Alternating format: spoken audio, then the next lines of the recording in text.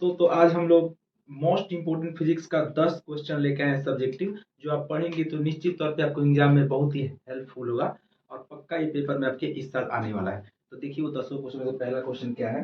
तो आप पहला क्वेश्चन देखेंगे तो पहला क्वेश्चन है अवतल दर्पण का उपयोग लिखिए। क्वेश्चन आएगा अवतल दर्पण का उपयोग लिखिए। क्वेश्चन 2 नंबर में आ सकता है। कितना नंबर में आ सकता है? 2 नंबर में आ सकता है। देखिए अवतल दर्पण का उपयोग लिखिए। देखिए अवतल दर्पण के निम्न उपयोग होते हैं, जैसे बता सकता है वो कान के डॉक्टर, नाक के डॉक्टर, गला का डॉक्टर, दांत का डॉक्टर, गाड़ी के हेडलाइट में, यहाँ देखिए सब सर्च लाइट में, इस सभी में अवतल दर्पण का उपयोग होता है। ठीक है, डॉक्टर उपयोग करता है। हम वही लिखे हैं, आप लिखिएगा बड़े आकार के अवतल दर्पणों का प्रयोग ऊर्जा के लिए किया जाता है। इनका प्रयोग वाहन के हेडलाइट में, लैंपों में, सर्च लाइट में, टर्च में किया जाता है। शेविंग यानी कि दाढ़ी बनाने में इनका प्रयोग किया जाता है। दांत चिकित्सक तथा विशेष रोगी का परीक्षण करने के लिए इसका प्रयोग किया जाता है। ये क्वेश्चन इंपॉर्टेंट था आपका, एक क्वेश्चन ये क्लियर हो गया। देखिए ये क्वेश्चन आपसे पूछेगा 2 नंबर में। ठीक है, नेक्स्ट का बात करेंगे तो अगला क्वेश्चन अगर देखिए तो अगला क्वेश्चन आपके सामने है कि अगला क्वेश्चन है उत्तल लेंस के 2 उपयोग बताएं। देखिए उत्तल लेंस का उपयोग, उत्तल लेंस का 2 उपयोग इस प्रकार है। देखिए नेत्र को दूरदृष्टि दोष को सुधारने में, देखिए नेत्र को दूरदृष्टि दोष को सुधारने, देखिए यहाँ पर लेंस लगाया जा रहा है। ठीक है, नेत्र को दूरदृष्टि दोष को सुधारने में, छपाई के छोटे छोटे अक्षरों को पढ़ने में होता है। मतलब जो छपाई के छोटे छोटे होते हैं ना, किताब पढ़ने के लिए हम लोग किसका लेंस का उपयोग करते हैं? तो उत्तल लेंस का उपयोग करते हैं। ठीक है, नेक्स्ट क्वेश्चन अगर आप देखेंगे तो अगला क्वेश्चन आपके सामने है 3 नंबर क्वेश्चन। देखिए 3 नंबर क्वेश्चन क्या है। देखिए ये सभी क्वेश्चन आप लोग नोट कर सकते हैं और अपने नोट्स में बना सकते हैं। बहुत ही हेल्पफुल क्वेश्चन है, आप लोग पक्का इसका इस साल के एग्जाम में आने वाला है। यहाँ देखिए उत्तल लेंस को अभिसारी लेंस क्यों कहा जाता है? अच्छा, इसका एक गुण होता है कि सभी आने वाली प्रकाश के किरणों को, सभी आने वाली प्रकाश के किरणों को एक बिंदु पर मिला देती है। एक बिंदु पर क्या करती है? मिला देती है। इसीलिए इसे अभिसारी लेंस कहते हैं। कौन सा लेंस कहते हैं? अभिसारी लेंस। मतलब सभी लेंसों को एक बिंदु पर मिला देती है। वही बात देखिए, उत्तल लेंस के द्वारा आपतित समांतर किरणें अपवर्तन के फलस्वरूप एक बिंदु पर मिलती है। यानी उत्तल लेंस प्रकाश के समांतर किरणों को अभिसारित करता है, अतः उसे उत्तल लेंस इसी गुण के कारण अभिसारी लेंस कहा जाता है। मतलब प्रकाश के किरणों के समूह को एक बिंदु पर मिलाया जाता है। मतलब समांतर, देखिए प्रकाश के जो सामने वाले जो किरण है, वो जो किरण है उन्हें एक बिंदु पर फोकसित कर देता है, इसी से उत्तल लेंस को अभिसारी लेंस कहा जाता है। नेक्स्ट क्वेश्चन आप देखेंगे तो 4 नंबर क्वेश्चन आपके सामने है, कंपैरिजन करने का क्वेश्चन है। देखिए सबसे पहले क्वेश्चन पूछेगा कि अवतल दर्पण तथा उत्तल दर्पण में अंतर। क्वेश्चन लिख देते हैं अवतल अवतल दर्पण तथा उत्तल अवतल दर्पण तथा उत्तल दर्पण में अंतर, दोनों में अंतर देख लीजिए। तो देखिए ये है आपका उत्तल दर्पण और ये है अवतल दर्पण। जिसके धंसे हुए भाग पर कलई किया गया हो उसे उत्तल दर्पण कहते हैं, जिसके उभरे हुए भाग पर कलई किया गया हो उसे अवतल दर्पण कहते हैं। या एक और परिभाषा भी आप बोल सकते हैं इसको कि जिसके उभरे हुए भाग से प्रकाश का परिवर्तन हो जाए उसे उत्तल दर्पण कहते हैं, जिसके धंसे हुए भाग से प्रकाश का परिवर्तन हो जाए उसे अवतल दर्पण कहते हैं। ध्यान से देखिए, कंपैरिजन करते हैं हम लोग। इसमें देखिए, इसमें परावर्तन करने वाला चमकीला तल अंदर धंसा होता है। देखिए इधर अंदर धंसा हुआ है। ठीक है, उत्तल दर्पण, सॉरी अगर बात करें तो अंदर धंसा होता है। देखिए यहाँ देखिए धंसा होता है। इसमें परावर्तन करने वाला चमकीला तल बाहर उभरा होता है। देखिए बाहर उभरा होता है, देखिए उभरा हुआ है।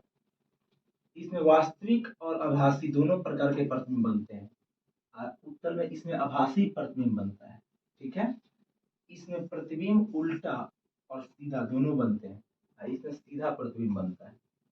देखिए इसमें प्रतिबिंब बड़ा, छोटा तथा वस्तु के आकार के तीनों प्रकार के बनता है।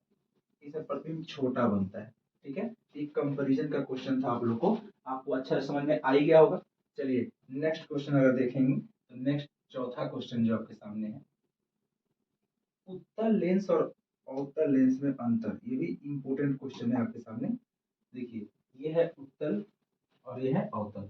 ध्यान से देखिएगा, बीच में से मोटा तथा किनारे से पतला होता है। देखिए बीच में मोटा, देखिए बीच में मोटा और किनारे पे पतला। देखिए बीच में मोटा है और किनारे क्या है, पतला है।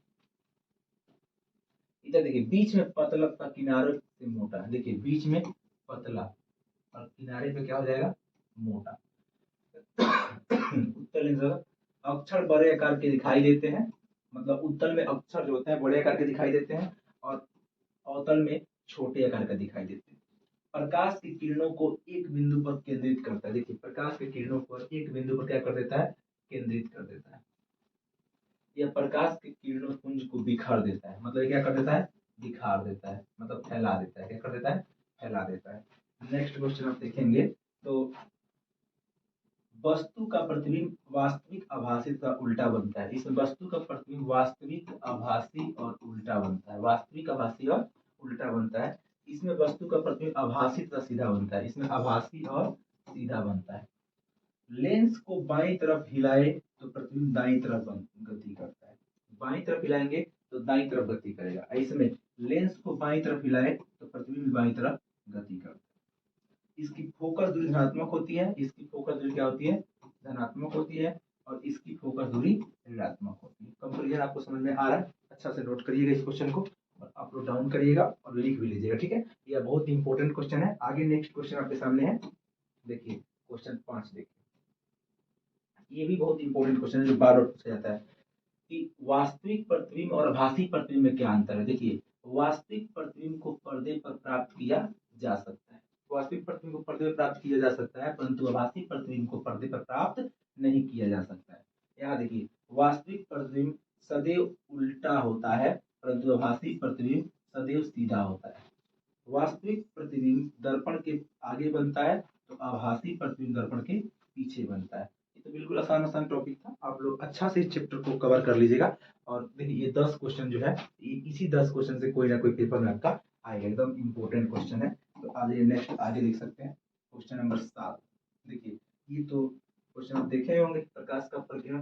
प्रकाश का प्रकीर्णन से आप क्या समझते हैं। देखिए जब प्रकाश किसी पदार्थ या किसी वस्तु से टकराकर चारों दिशाओं में फैल जाए तो उसे प्रकाश का प्रकीर्णन कहते हैं। देखिए यहाँ से प्रकाश किरण आया और यहाँ पर टकराने के बाद चारों तरफ क्या हो गया है, फैल गया है, इसे प्रकाश का प्रकीर्णन, मतलब इस घटना को प्रकाश का प्रकीर्णन कहा जाता है, ठीक है। यही बात हम लोग लिखे हैं। प्रकाश किसी एक माध्यम दूसरे माध्यम है जिसमें धूल तथा अन्य पदार्थ के सूक्ष्म कण होते हैं, तो इसके द्वारा प्रकाश सभी दिशाओं में प्रसारित हो जाता है, मतलब सभी दिशाओं में क्या हो जाते हैं, प्रसारित हो जाते हैं। इन्हें हम लोग प्रकाश का प्रकीर्णन कहते हैं। जैसे सूर्य के प्रकाश के प्रकीर्णन के कारण आकाश का रंग नीला दिखाई देता है। ऑब्जेक्टिव पूछ लेगा किसके कारण सूर्य के प्रकीर्णन के कारण आकाश का रंग कैसा दिखता है, तो नीला दिखता है।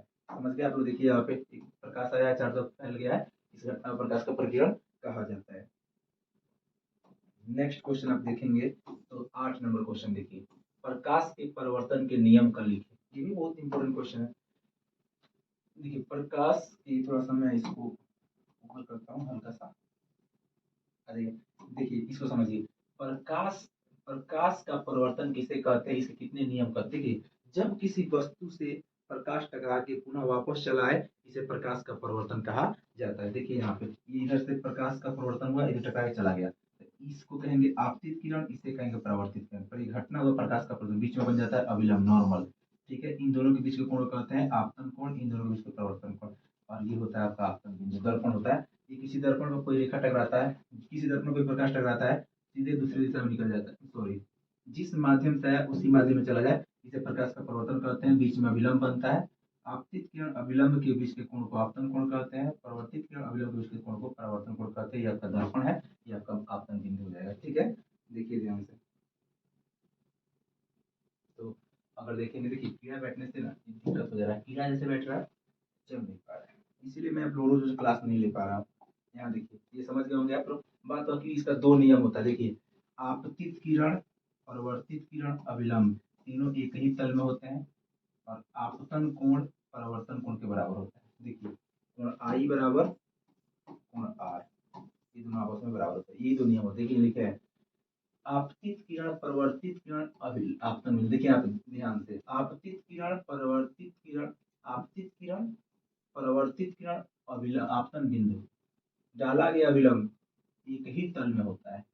आपतन कोण परावर्तन कोण के बराबर होता है। हम बताएं आप लोग को, आपतित किरण, परावर्तित किरण, अभिलंब तीनों एक ही तल में होता है। और आपतन कोण ये वाला और परावर्तन कोण ये वाला आपस में क्या होता है, बराबर होता है। अगर ये 30 डिग्री है थीटा, तो ये भी कितना डिग्री पे होगा, 30 डिग्री पे होगा। ठीक है, तो आप समझ गए होंगे। चलिए नेक्स्ट क्वेश्चन पे आते हैं। क्वेश्चन नंबर 9 देखिए। क्वेश्चन नंबर 9 क्या है, ध्यान से देखिए। क्वेश्चन नंबर 9 क्या है, उत्तल लेंस को अभिसारी लेंस क्यों कहा जाता है। जस्ट वही क्वेश्चन पीछे से रिपीट हो गया है। समांतर किरण पुंज फलस्वरूप बिंदु मिल जाती है, मेन वही क्वेश्चन है। ध्यान से भी अपन बताए थे। यहाँ देखिए एक बिंदु पर जाके सभी क्या हो जाती है, मिल जाती है। उसे यहाँ मिल जाएगी, इसे हम लोग अभिसारी किरण पुंज कहते हैं या अभिसारी लेंस कहते हैं। कौन सा लेंस कहते हैं, अभिसारी, क्योंकि एक उत्तल लेंस के द्वारा आपतित समांतर किरण अपवर्तन के बाद एक ही बिंदु पर क्या जाती है, मिल जाती है। रिपीट हो गया है क्वेश्चन, वही ये पीछे वाला क्वेश्चन है। नेक्स्ट 10 नंबर क्वेश्चन देख लीजिए। समतल दर्पण, ध्यान देखिए, समतल समतल दर्पण में बनने वाला प्रतिबिंब की विशेषताएं लिखिए। देखिए समतल दर्पण के सामने जितना दूरी पर कोई वस्तु हो उसका बिंब उतना ही पीछे बनता है। जैसे मान लीजिए आप शीशा में खड़ा हो जाइएगा, जितना पीछे जाएंगे आपका प्रतिबिंब उतना पीछे जाएगा, आप जितना आगे आएंगे आपका प्रतिबिंब उतना ही आगे बढ़ेगा। जैसे आप शीशा के सामने खड़ा होकर देखिएगा, आप जितना पीछे भागेंगे आपका प्रतिबिंब उतना ही पीछे भागेगा, आप जितना आगे आएंगे आपका प्रतिबिंब उतना ही आगे आएगा। आ रहा समझ में। इस समतल दर्पण की विशेषता होता है, दर्पण में किसी वस्तु का पूरा बिंब देखने के लिए दर्पण के आकार उसके आधा होना चाहिए। मतलब अगर मेरा पूरा प्रतिबिंब देखना है किसी दर्पण में, तो मेरा शीशा मेरे से मैं मतलब 5.5 फीट का हो तो शीशा 2.5 फीट का होना चाहिए, आधा होना चाहिए। समझ रहे हैं, समझ रहे हैं। तो इस तरह हम लोग देख सकते हैं, कम से कम आधा होना चाहिए। आया समझ में आप लोग को। आई होप कि आपको ये 10 क्वेश्चन समझ में आ जाएगा। इंपॉर्टेंट क्वेश्चन है, आप 10 को अच्छा से नोट कर लीजिएगा और अच्छा से आप तो इसका लिख के नोट्स में रीडिंग कर लीजिएगा, ताकि आने वाला पेपर में आपको बहुत ही हेल्पफुल होगा। Thank you. फिर मिलते हैं हम लोग अगला नेक्स्ट वीडियो के साथ एक नए धमाके के साथ।